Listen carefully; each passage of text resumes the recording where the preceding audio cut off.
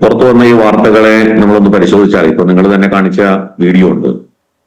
ആ വീഡിയോയിൽ ആ പെൺകുട്ടി പോലീസ് സ്റ്റേഷനിൽ വെച്ചിട്ടാണ് പത്രക്കാരോട് പറയുന്നത്, ഒരു ചാനലിനോട് പറയുന്നത്, തങ്ങൾക്ക് ഈ എവിടേക്ക് കൊണ്ടുപോകുന്നു എന്നതിനെ സംബന്ധിച്ച്, അല്ലെങ്കിൽ എല്ലാവർക്കും ഇതിനെ സംബന്ധിച്ച് വിവരം ഉണ്ടായിരുന്നില്ല എന്നും, തങ്ങൾ തിരിച്ചു പോകണം എന്നാവശ്യപ്പെട്ടു, പക്ഷേ ടിക്കറ്റ് എടുത്തു, അതുകൊണ്ട് ഇനി തിരിച്ചു പോകാൻ നിവൃത്തിയില്ല എന്ന് പറയുന്നു. ഇത്തരത്തിലുള്ള ഒരു ഇന്റർവ്യൂ നിങ്ങൾ കാണിച്ചു, ആ പെൺകുട്ടിയുടെ ഇന്റർവ്യൂ കാണിച്ചു. അത് പോലീസ് സ്റ്റേഷനിൽ വെച്ച് ഒരു ചാനലിന് കൊടുത്ത ഇന്റർവ്യൂ ആണ്. നമ്മളിവിടെ ഒന്നാമത്തെ കാര്യം മനസ്സിലാക്കേണ്ടത്, ഇത് മതപരിവർത്തനമൊക്കെ അവിടെ നിൽക്കട്ടെ. ഛത്തീസ്ഗഡിലെ ഒരു നിയമമുണ്ട്, 2013 പാസ്സാക്കിയിട്ടുള്ള ഒരു നിയമമാണ്. ആ നിയമം എന്താണ്? ആ നിയമം Chhattisgarh private placement agencies act 2013 എന്ന് പറഞ്ഞൊരു നിയമമാണ്. Chhattisgarh private placement agencies act 2013. ആ നിയമം കൊണ്ടുവരാൻ തന്നെ കാരണം, ഛത്തീസ്ഗഡിൽ നിന്ന് ഒരുപാട് ആളുകളെ ഇതേപോലെ അന്യ സംസ്ഥാനങ്ങളിലേക്ക് ഡൊമസ്റ്റിക് പർപ്പസിൽ, ഡൊമസ്റ്റിക് വർക്കർ എന്നുള്ള പേരിലും അല്ലാതെയും ഒക്കെ എംപ്ലോയ്മെന്റിന്റെ പേരിലൊക്കെ ട്രാഫിക്കിംഗ് നടത്തുന്ന പരാതികൾ വർഷങ്ങൾക്ക് മുൻപേ തന്നെ ഛത്തീസ്ഗഡിലുണ്ട്. അപ്പോ ഛത്തീസ്ഗഡ് അവിടുത്തെ സർക്കാർ 2013 ഇതിനെ റെഗുലേറ്റ് ചെയ്യാൻ വേണ്ടിയിട്ട് ഒരു നിയമം കൊണ്ടുവന്നു. അതാണ് Chhattisgarh private placement agencies act 2013. ആ ആക്ട് അനുസരിച്ച് ഛത്തീസ്ഗഡിൽ നിന്നും പുറത്തേക്ക് കൊണ്ടുപോകുന്ന എംപ്ലോയ്മെന്റിന് വേണ്ടി, പർപ്പസിന് വേണ്ടി കൊണ്ടുപോകുന്ന ആളുകൾ, ഒരു പ്രൈവറ്റ് ഏജൻസി, ആ ഏജൻസി ഷുഡ് ബി രജിസ്റ്റേർഡ്. അവർ രജിസ്റ്റർ ചെയ്തിരിക്കപ്പെടണം. മാത്രമല്ല അവർക്ക് ലൈസൻസ് വേണം. അപ്പോ ആ ലൈസൻസ് ഉള്ള ആളുകൾക്ക് മാത്രമേ ഇങ്ങനെ ആളുകളെ പുറത്തേക്ക് ജോലിക്ക് കൊണ്ടുപോകാൻ പറ്റൂ. 18 വയസ്സിൽ താഴെയുള്ള പെൺകുട്ടികളെ ജോലിക്ക് വേണ്ടി കൊണ്ടുപോകാൻ സാധ്യമല്ല. ഈ നിയമം അനുസരിച്ച് അത് പ്രിവെന്റ് ചെയ്യുന്നു. ഇവർക്ക് 5 വർഷം കൂടുമ്പോൾ ഈ ലൈസൻസ് പുതുക്കുകയും വേണം. ഇങ്ങനെ വളരെ സ്ട്രിക്റ്റ് ആയിട്ടുള്ള ഒരു ലോ ഈ പറയുന്ന ഛത്തീസ്ഗഡിൽ ട്രാഫിക്കിങ്ങിനെ സംബന്ധിച്ചുണ്ട്. ഇവിടെ ആദിവാസി വിഭാഗത്തിൽപ്പെട്ട പെൺകുട്ടികൾ, ആ പെൺകുട്ടികളെ ഈ തരത്തിലുള്ള ജോലിക്ക് വേണ്ടി ആഗ്രയിലേക്ക് കൊണ്ടുപോവുകയാണ്. ഈ കുട്ടികളെ കൊണ്ടുപോകുന്നതിന് ലൈസൻസ് ഉള്ള ഒരു അതോറിറ്റി ഉണ്ടോ?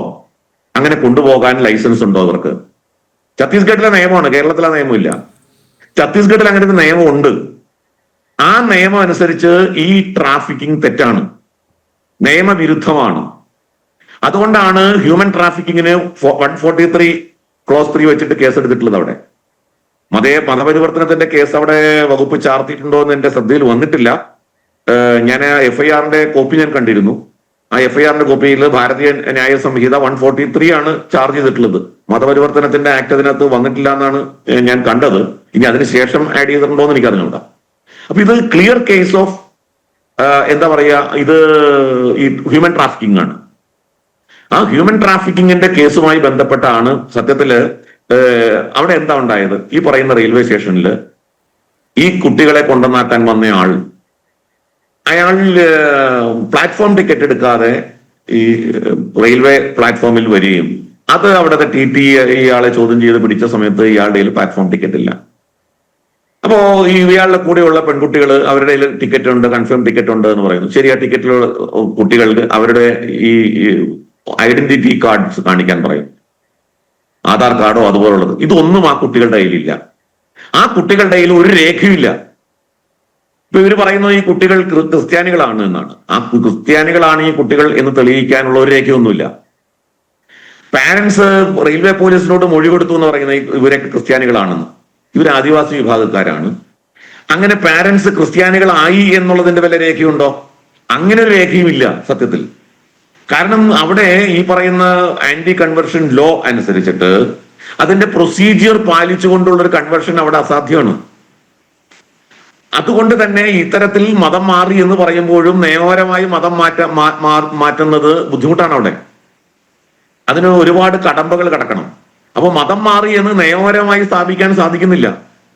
അപ്പൊ അത്തരത്തിലുള്ള ലീഗൽ പ്രൊസീജിയറിന്റെ അടിസ്ഥാനത്തിലാണ് ഇപ്പൊ ഈ കന്യാസ്ത്രീകളെ അറസ്റ്റ് ചെയ്തിട്ടുള്ളത്. Shri RV Babu, BNS 143 section 143 അതിന് പുറമെ ഛത്തീസ്ഗഡ് ഫ്രീഡം ഓഫ് റിലീജിയൻ ആക്ടിലെ സെക്ഷൻ 4 അതിൽ പറയുന്നത്, this section prohibits conversion from one religion to another by force, fraud, inducement or allurement, especially without prior permission അതുകൂടിയുണ്ട്. Section 4 of Chhattisgarh freedom of religion act. Anil Nambiar, എന്റെ കയ്യിൽ ആദ്യം വന്ന രണ്ട് വകുപ്പുകളുണ്ട്. ഓക്കെ, ശരി. ഞാൻ പറഞ്ഞത് എന്റെ കയ്യിൽ ആദ്യം വന്ന FIR 143 മാത്രമേ ഭാരതീയ ന്യായ സംഹിത 143 മാത്രമേ ഞാൻ കണ്ടിട്ടുള്ളൂ. ഓക്കെ. ഈ പറയുന്ന സെക്ഷൻ ഫ്രീഡം ഓഫ് റിലീജിയൻ എന്നുള്ള റിലീജിയസ് എന്നുള്ളതും കൺവേർഷന് എതിരായിട്ടുള്ള വകുപ്പും എന്നുള്ളത് ഞാൻ കണ്ടിട്ടില്ല, എന്റെ കയ്യിൽ വന്നിട്ടില്ല. ഓക്കെ, അതും കൂടി ചേർത്തിട്ടുണ്ടാവും. അങ്ങനെ ചേർക്കാൻ കാരണം എന്താണ്? ഛത്തീസ്ഗഡിൽ ഇത്തരത്തിലുള്ള മതം മാറ്റം വ്യാപകമായി നടക്കുന്നു. ഇപ്പൊ മുഖ്യമന്ത്രി വിഷ്ണുദേവ് സായ് അദ്ദേഹം രംഗത്ത് വന്നിട്ടുണ്ട്. അദ്ദേഹം പറയുന്നത് എന്താ? ഛത്തീസ്ഗഡിൽ ഇത്തരത്തിലുള്ള പ്രവർത്തനങ്ങൾ വ്യാപകമായിട്ട് നടക്കുന്നുണ്ട്. ഈ മനുഷ്യ സേവനം എന്നുള്ള പേരിലൊക്കെ പ്രവർത്തിക്കുന്നവര് വ്യാപകമായി, പ്രത്യേകിച്ച് ട്രൈബൽ മേഖലയിൽ. ഛത്തീസ്ഗഡ് ഒരു ട്രൈബൽ മേഖലയുടെ വലിയ തോതിൽ സ്വാധീനമുള്ള, ട്രൈബ്സിന് വലിയ തോതിൽ സ്വാധീനമുള്ള ജനസംഖ്യയുള്ള മേഖലയാണ്. അവിടെ പോയി ഈ പാവങ്ങളെ തെറ്റിദ്ധരിപ്പിച്ച് മതം മാറ്റുന്ന പ്രവർത്തനം വ്യാപകമായി ക്രൈസ്തവ സഭകൾ നടത്തുന്നു. ഞാനിത് വ്യവസ്ഥാപിത ക്രൈസ്തവ സഭകൾ ഈ പ്രവർത്തനം നടത്തുന്നു വ്യാപകമായി എന്നുള്ളതിനേക്കാൾ ഈ ആംഗ്ലിക്കൻ സഭകൾ ഈ മേഖലയിൽ വലിയ തോതിൽ പ്രവർത്തിക്കുന്നുണ്ട് എന്നുള്ളതാണ് യാഥാർത്ഥ്യം. അപ്പോ എനിക്ക് ചോദിക്കാനുള്ളത്, ഇപ്പൊ ഇവിടെ ഈ നേരത്തെ ചർച്ചയിൽ പങ്കെടുത്ത് സംസാരിച്ച ആളോട് ചോദിക്കാനുള്ളത്, ഈ മനുഷ്യ സേവനത്തിന്റെ പ്രവർത്തനം അത് ഈ ഹിന്ദുക്കളുടെ ഇടയിൽ മാത്രം ആണോ നടത്താൻ നിങ്ങൾക്ക് ഉദ്ദേശമുള്ളൂ? നിങ്ങൾ മനുഷ്യ സേവനം ഹിന്ദുക്കളുടെ പിന്നോക്കക്കാര്, ആദിവാസികള്, പട്ടികജാതിക്കാര് അതുപോലുള്ള മേഖലയിൽ മാത്രമാണോ മനുഷ്യ സേവനം? ബാക്കി മേഖലകൾ ഉണ്ടല്ലോ. ഇപ്പൊ ഞാൻ ചോദിക്കുന്നത്, മുസ്ലിം സമുദായങ്ങൾ മുസ്ലിങ്ങൾ തിങ്ങിപ്പാർക്കുന്ന ഇടങ്ങളുണ്ട്. എന്താ, മുസ്ലിങ്ങളിൽ പട്ടിണിക്കാരില്ലേ? മുസ്ലിങ്ങളിൽ നിരക്ഷരന്മാരില്ലേ? മുസ്ലിങ്ങളിൽ പാവപ്പെട്ടവരില്ലേ? മുസ്ലിങ്ങളിൽ ദാരിദ്ര്യം അനുഭവിക്കുന്നവരില്ലേ? എന്തേ അവിടെ പോയിട്ട് ഈ മനുഷ്യ സേവനത്തിന്റെ ചിത്രമൊന്നും പറയാത്തത്, കഥയൊന്നും പറയാത്തത്? അവിടെ പോയിട്ടൊന്നും മനുഷ്യ സേവനം നടത്തുന്നതായിട്ട് കണ്ടിട്ടില്ലല്ലോ. എന്തുകൊണ്ടാണ് നിങ്ങൾ ഈ തരത്തിൽ ഹിന്ദുക്കൾ തിങ്ങിപ്പാർക്കുന്ന ഹിന്ദുക്കളായിട്ടുള്ള ആളുകളുടെ ഇടയിൽ മാത്രം ഈ സേവനവുമായിട്ട് കടന്നു ചെല്ലുന്നത്? ഹിന്ദുക്കൾ മാത്രമാണോ ഈ പറയുന്ന മനുഷ്യ സേവനം അർഹിക്കുന്നുള്ളൂ? അപ്പോ ആസൂത്രിതമാകട്ടെ. കാരണം ഹിന്ദു മതം എന്ന് പറയുമ്പോൾ, ഹിന്ദു വിശ്വാസം എന്നൊക്കെ പറയുമ്പോൾ വളരെ ലൂസ് സ്ട്രക്ചറിൽ ജീവിക്കുന്നവരാണ് ഹിന്ദുക്കൾ. കടുത്ത മതബോധമോ കടുത്ത മതവിശ്വാസത്തിന്റെ അടിസ്ഥാനത്തിലോ ജീവിക്കുന്ന ആളുകളല്ല. അപ്പൊ അവരെ അതിനനുസരിച്ച് എക്സ്പ്ലോയിറ്റ് ചെയ്ത് മതം മാറ്റുന്ന പ്രവർത്തനം ആസൂത്രിതമായിട്ട് ക്രൈസ്തവ സഭകൾ ഈ മേഖലയിൽ ചെയ്യുന്നു എന്നുള്ളതാണ് യാഥാർത്ഥ്യം. അതിനെതിരായിട്ട് വ്യാപകമായ പ്രതിഷേധങ്ങൾ ഈ സംസ്ഥാനങ്ങളിലൊക്കെ ഉണ്ടായിട്ടുണ്ട്. ആരാണ് ഈ ആന്റി കൺവെൻഷൻ ലോ കൊണ്ടുവന്നത്?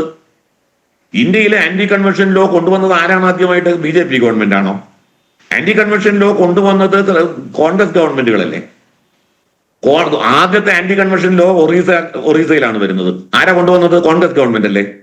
ഈ രാജ്യത്ത് 10-20ഓളം സംസ്ഥാനങ്ങളിൽ ഇപ്പൊ ആന്റി കൺവെൻഷൻ ലോ ഉണ്ട്. ഈ ആന്റി കൺവെൻഷൻ ലോ കൊണ്ടുവന്നത് ഈ ഭൂരിപക്ഷം സംസ്ഥാനങ്ങളിലും കോൺഗ്രസ് ഭരിക്കുന്ന കാലഘട്ടത്തിലാണ്. കാരണം ഇത്തരത്തിലുള്ള മതപരിവർത്തന ശ്രമങ്ങൾ ഈ സംസ്ഥാനങ്ങളിൽ നടക്കുന്നു. അതിന്റെ പരാതികൾ കോൺഗ്രസ് ഭരിക്കുമ്പോൾ ഉണ്ടായിട്ടുണ്ട്. ആ പരാതിയുടെ അടിസ്ഥാനത്തിലാണ് ഈ മതപരിവർത്തന നിരോധന നിയമങ്ങൾ അവിടെ വന്നത്. ആരാണ് മതപരിവർത്തനത്തെ ഏറ്റവും ശക്തമായിട്ട് എതിർത്തത്? മഹാത്മാഗാന്ധിജിയാണ്. ഗാന്ധിജിയാണ് പറഞ്ഞത് ഈ മതപരിവർത്തന നിരോധനം കൊണ്ടുവരണം, നിയമം എനിക്ക് അധികാരം കിട്ടിയാൽ മതപരിവർത്തനം നിരോധിച്ചുകൊണ്ടുള്ള നിയമം കൊണ്ടുവരും എന്ന് പറഞ്ഞത് മഹാത്മാഗാന്ധിജിയാണ്. സുവിശേഷവൽക്കരണത്തിന്റെ പേരിൽ ഈ നടത്തുന്നതൊക്കെ മതപരിവർത്തനമാണ് എന്ന് ആരോപണം ഉന്നയിച്ച ആളുടെ പേര് മഹാത്മാഗാന്ധി എന്നാണ്. അപ്പൊ ഇതെല്ലാം നമ്മുടെ മുമ്പിൽ ചരിത്ര വസ്തുതകളുണ്ട്. അപ്പൊ അതുകൊണ്ട് ഈ വിഷയത്തെ നമ്മൾ കാണുമ്പോൾ ഇത് കേവലം ഒരു മതപരിവർത്തനത്തിന്റെ വിഷയം മാത്രമല്ല, ഛത്തീസ്ഗഡിൽ നിലനിൽക്കുന്ന ഒരു ആക്ടിന്റെ ലംഘനമാണ്. നിയമം ലംഘിച്ചുകൊണ്ട് അവിടെ നിന്ന് ആളുകളെ ജോലിക്ക് കൊണ്ടുപോകുന്നു. അവിടെ ഒരു രജിസ്റ്റേർഡ് ഏജൻസിക്ക് മാത്രമേ അതിനുള്ള അധികാരമുള്ളൂ. അവർക്ക് ലൈസൻസ് ഉണ്ടാകണം. അപ്പോൾ ആ തരത്തിലുള്ള നിയമങ്ങൾ ലംഘിച്ചുകൊണ്ടുള്ള ഒരു ട്രാഫിക്കിംഗ് തന്നെയാണ് ഛത്തീസ്ഗഡിൽ നടന്നത് എന്ന ഒരു പരാതിയാണ് അവിടെ ഉള്ളത്. ആ പരാതിയുടെ അടിസ്ഥാനത്തിലാണ് ഈ കേസ് രജിസ്റ്റർ ചെയ്യപ്പെട്ടിട്ടുള്ളത്. കൂട്ടത്തിൽ അതിന്റെ മറ്റ് സാഹചര്യങ്ങളൂടി കണക്കിലെടുത്തിട്ടാവണം ഈ പറയുന്ന രീതിയിൽ ഒരു മതപരിവർത്തന നിരോധന നിയമത്തിന്റെ പരിധിയിൽ കൂടി അതിനകത്ത് ആ വകുപ്പുകൾ ചേർത്തിട്ടുള്ളത് എന്ന് വേണം അനിൽ നമ്പ്യാർ ഈ വിഷയത്തിൽ മനസ്സിലാക്കാൻ.